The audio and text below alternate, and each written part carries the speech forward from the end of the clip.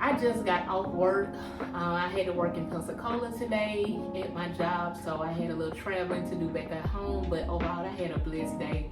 Can't complain too much. Tired, especially with waking up at 4 in the morning. You already know how I go. You know the vibes by now, okay? But y'all, I just wanted to come on and talk about single life. Yeah, where are my single ladies at? Let's talk about this single life. Where do I start? So, as many of you know from my previous vlog, maybe some of you didn't watch, but I'm just going to do a recap. I was married for 8 years to my kid's dad. Married very, very, very young. Got married at the tender age of 20 years old, 19 going into 20. Y'all, that was, oh my gosh, you know, coming straight out of high school. Oh my God, my real first boyfriend. I didn't have boyfriends previous, but this was my real first boyfriend. Oh my God, he was so handsome, so cute. Oh my gosh, all the butterflies. Y'all know what I'm talking about, ladies. Y'all know what I'm talking about. All the butterflies, all the cute.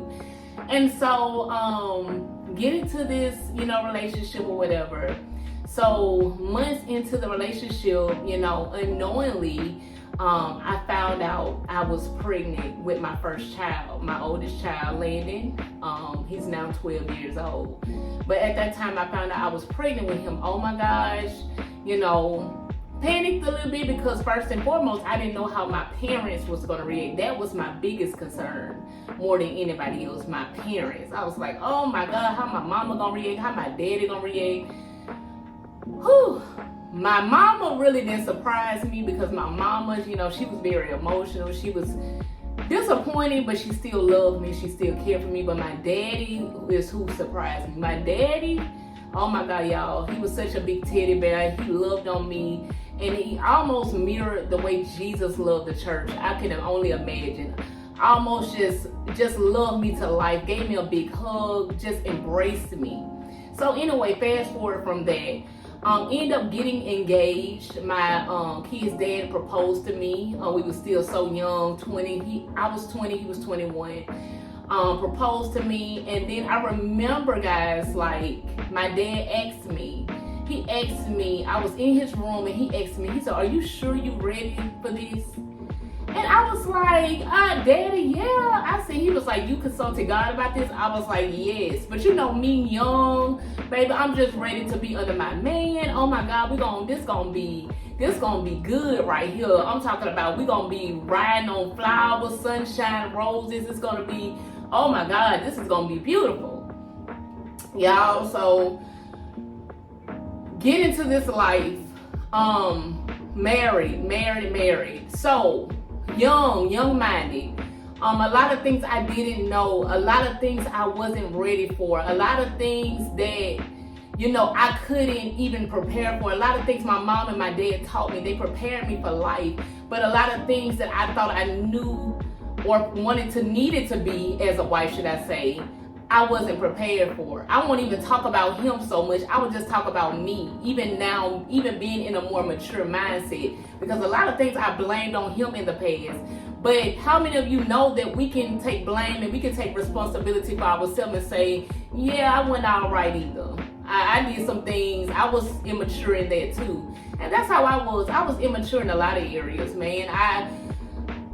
I mean, I didn't really know how to cook. I came straight out, didn't know how to cook. Didn't know, baby, barely knew how to fry chicken. Chicken was soggy. Chicken was horrible. I think back, I'm like, baby, I didn't even wait till the grease was done before I dropped the chicken. I'm just, baby, you ready to be a wife? Don't make sense. I'm serious, it don't make sense. But at the time, it was a lot of things, you know, bringing children, already having a child before we got married. You know, bringing 2 more children into it. So as time, you know, went on and stuff in our relationship, marriage, we grew up. Our ages was changing. You know, 21, year 22, year 23, but we was growing like this. I would never say that we had a toxic marriage, but we had a very dysfunctional marriage because we were both so young and had so much to learn that we didn't know, that I don't think neither one of us was prepared for. So even to the day me and him talk about it, we was like, woo, we were so young, we were so, woo. A lot of anger issues, a lot of built up anger, bad communication, a lot of things that I wasn't prepared for. So make a long story short, 2018 came, we came to an agreement that I think, this is best if we just, go our separate ways. We came to that decision. No, that was actually 2018 when our marriage really got rocky. That's what it was, sorry. That's when it really got rocky. 2018, then we started to try to work on the marriage. Still rocky, but still trying to work on it. 2020 came. Yeah, no working it out. At that point, I was really done. I think he was really done. We just like whatever. We called it quits. We separated for months. I ended up getting my own place. He ended up, getting his own spot, and we separated. 2021 came. We was officially divorced, right? Still, we great friends to this day. No hard blood. Great dad to our kids. Have no problem, right? But that would never work out again. We already came to that conclusion. We're better off as co-parents. We're better off as friends. Just telling y'all a little of my story so y'all can know where I'm going. Follow me. So y'all, so 2020 came, the same year came.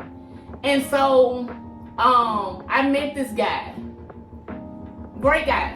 I still will say that to this day, great guy, but we just weren't for each other, right? Went through almost like the rebound of something I guess I was missing. The rebound, stayed in that relationship for three and a half years. 3.5 years, very heartbroken over that one. Even more heartbroken seemed like from when I left the marriage, because that was very hard to let go.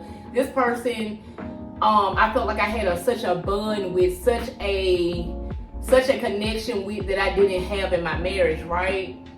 So when I got tired and when I heard the voice of God for that final time after the 3.5 years, because it was a lot of confirmation and a lot of things that God was telling me during the time, but I just didn't want to listen. I didn't want to believe it. I was like, I'm grown. Listen, I finally found somebody I can vibe with. This is my person. This is the person I'm left with. I ain't never been happier. But how do you know, like, when you really know God is telling you to do something, and when God has gave you confirmation over and over and over again, how can we continually just sit there and ignore that? No, I couldn't. And so I ended up breaking that off. And so went through that heartbreak, y'all. I felt like my heart was ripped out of my chest at the beginning of this year. If you watch my last vlog, that's what I was referring to when I say I was facing heartbreak. When I inserted the clip, I was stating that I faced heartbreak because that was so hurtful to let go of somebody that didn't do anything technically. But when you have a relationship with God and you already know what God is leading you and God is taking you, some people can't go with you. Some people can't go with you in your journey. Some people has reached the limit, and we got to be okay with it. But I was heartbroken. I was horrified. Oh my gosh. You telling me, Lord, I got to let this go? And you telling me I got to go through a season where I'm not talking to nobody? Where it's just me and you? Where it's just me, you, and my children? Where I'm not... Because y'all, even backstory, not trying to brag, not trying to say anything, because I can care less about the attention. But y'all, I literally, in high school, that's all I got was attention. You know, in the stores that I can't go nowhere, it's always somebody. You know what I'm saying? But I don't care about that. I don't care about that at all, y'all. Because in that case, I'll be talking to somebody now. I'll be just on the phone, just wasting time. But right now, I'm in this season, y'all, where it's just literally me and God. Y'all, this is so new for me. This is so uncomfortable for me. But it's getting better. Because like I said, at first, I was so horrified. Oh my God. I was sad. I was disheartened. Like, Lord, you want me to do this? I ain't never walked alone. Ever since I was in middle school, I had a little boyfriend. you know what I'm saying, had some crushes or had somebody I was talking to. So Lord, you telling me I gotta like completely be alone. You want me to go through a phase where I'm not talking to nobody, I ain't texting nobody, I'm not doing nothing. It's just me and you. Me and you just vibe, me and you. Like consecrated. I gotta kind of, let's be real, I'm being transparent. Because let's be real. So think about it. We serve a God that's invisible. We serve a God that's here, that's present, because he said he would never leave us nor forsake us. That means he's here, he's present. But sometimes, let's be real, you want some arms, you want triceps, you want some biceps, right? You want to physically see somebody. You want somebody to physically, you know what I'm saying, hold you, hug you. You know what I'm saying? So I was thinking about all of that when I heard the voice of God tell me that it's time to let this go. I didn't want to. I had a hard time. That's why it took me so long to let it go, because I didn't think I can do it. My heart was literally shattered. But y'all, let me tell you something. God is such a restorer. He's such a redeemer. Y'all, I stand here today. Not saying that God has completed the healing within me, because I feel like healing is an ongoing process. I'm still healing. God is still molding me. He's still stripping me. He's still shaping me. But I'm telling you, once you surrender your singleness to God, once you surrender your pureness, your purity to God, that God will sustain you if you let him, if you want him to. You don't have to be having sex. You don't have to call and text this person. You don't have to be doing all of that. God will sustain you if you want it to be sustained. If God say let something go, that means let it go. With a period behind it. No run-on sentences. Seriously. If God tell you to let somebody go, let this go. Let this habit go. Let this weed addiction go. Let that friend go. You have to abide to what Holy Spirit is saying, because a lot of times we hold on. I was saying this in another video. We hold on until it burns us. And then that's when God take his hand off us, and then we like, oh God, then we get into more mess, and that's when we call on him, because he already told us to let go of something, been told us to. So yes, right now God is molding me. God is shaping me. God is healing, like I told you, a continual healing inside of me. I'm not complete. I'm not 100%. I think nobody's 100%. But it's a constant. He's watching me. Every day when I first got by myself, and I really became single for real, no texting, no nothing, nobody on the side. My laugh at first, my smile was a little fake at first. I didn't feel it was forced. I was forcing myself to do everything. But now the smile I have on my face is genuine. It's not forced. It's no more. It's not, oh my God, like, oh Lord, what, No, it's genuine. Because I am healing. And I just want to encourage all my single ladies, even the ones that are still in relationships, or you are in a relationship currently, and you can hear the voice of God, or you just know by your conscience, your good conscience, that this relationship is not working, that this relationship is not good for you. This man calls you out your name. This man is abusive. You know this man is cheating. All type of stuff. You're not married to this man. You're just literally dating this man. It doesn't get better when you say I do. When we get married, we say I do. I continually do to all of your foolishness. Now, let me tell you something. You want to continue to say I do to somebody cheating while you married? You want to say I do while somebody abusing you? Whatever you want, a verbal abuse, whatever. That's on you. But when you're dating, you have a choice. You have a choice in marriage too, but follow me. When you're dating, you can literally like, no, I don't have to take this. I don't have to settle for this. because I'm scared to be alone. I don't have to settle for this because I don't want to go through a process of being by myself. I don't have to settle for this because I'm scared to go home by myself. I don't have to settle for this because I don't want to be in my thoughts. I don't have to settle for this because I don't want to wait on God. Because that's all the things I was thinking. I can relate to it so well. So sis, you don't have to settle. My brother, you don't have to settle. I don't care how fine she is. You don't have to settle. She take all your money. She verbally abuse you. You don't have to settle for that. You are wonderfully, fearfully made in the image of Christ Jesus. You don't have to settle for nobody. We are all God's children. But sometimes a good person doesn't mean a God person. Catch it. He's a good person. She's a good person. But she's not sent, or she's not made, or he's not made for me. And that's okay. But I dare not continue in something just for the sake of having something. I think my mama said it, or somebody said it, my friend said it. He said that something is not better than nothing. I don't know why people say that. He said something is not better than nothing. Because it's so true. I don't want a piece of nothing. I want the whole thing. I want what God ordained. And so right now, y'all, I'm just chilling. I'm really just chilling right now this season. I'm going with God. Whatever God got for me. If I gotta be single for 3 years, 4 years, 5 years, I'm just going with it. I'm hoping not to be, because I want to be married again. I know I'm made to be a wife. But I'm just going with God's plan. I just refuse to sit and just be sad, or just sit and wallow. I'm creating hobbies for myself. I'm reading. I'm trying to work out, start working out again. I'm trying to do things, get closer to God, continue to get close and mold my relationship with God. I'm doing the necessary things. Because sometimes we want to lay under the sheets and put our head under the cover because somebody left, or we had to leave somebody.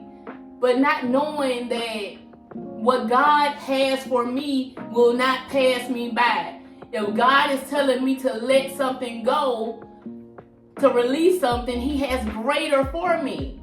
But I understand we don't see that in the moment. I get it. I ain't even trying. I get it. Because I was just there. I didn't see that in the moment. I'm like, Lord,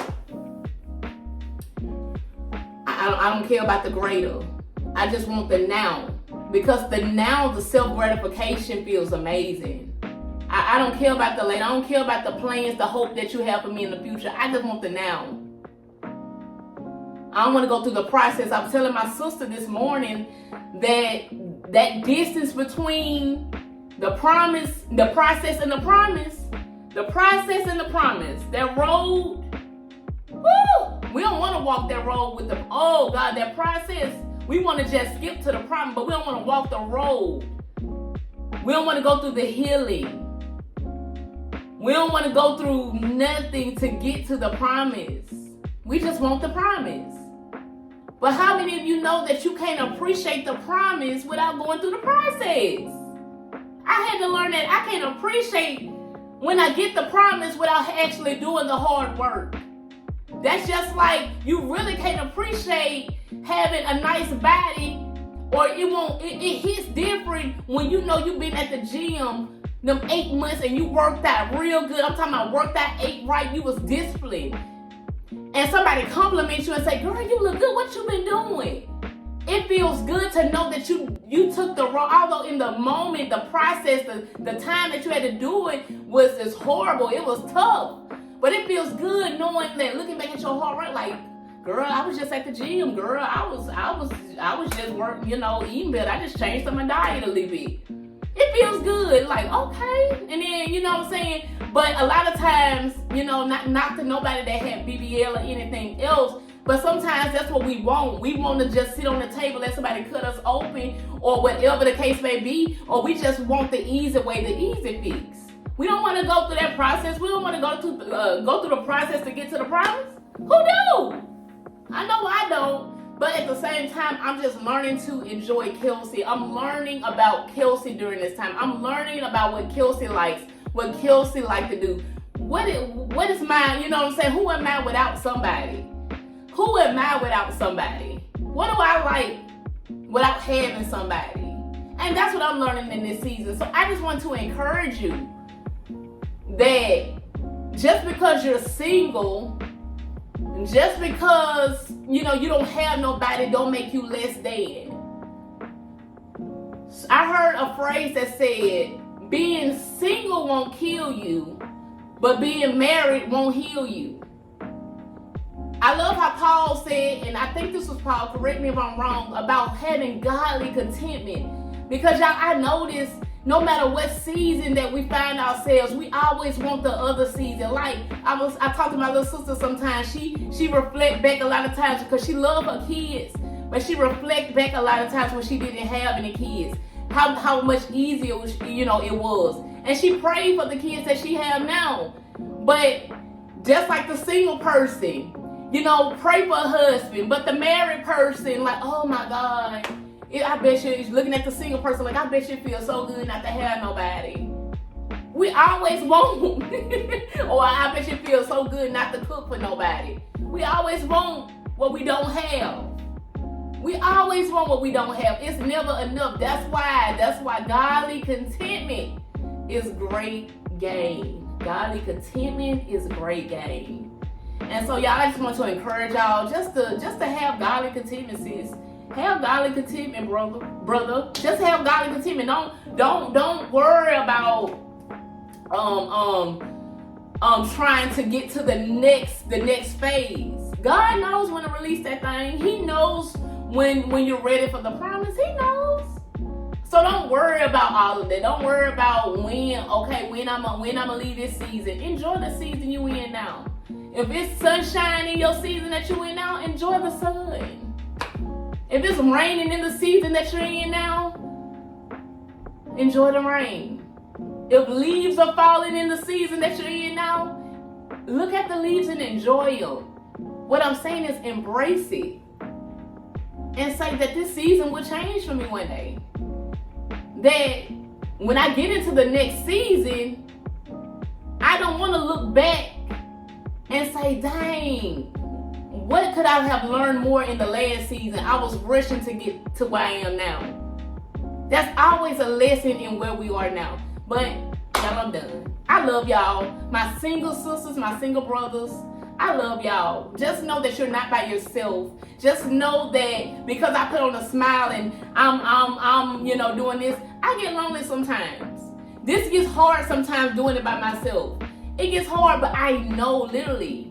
No cliche, but I know I have Christ Jesus. He's my sustainer. He's my provider. He can do all the things that a man can do plus more.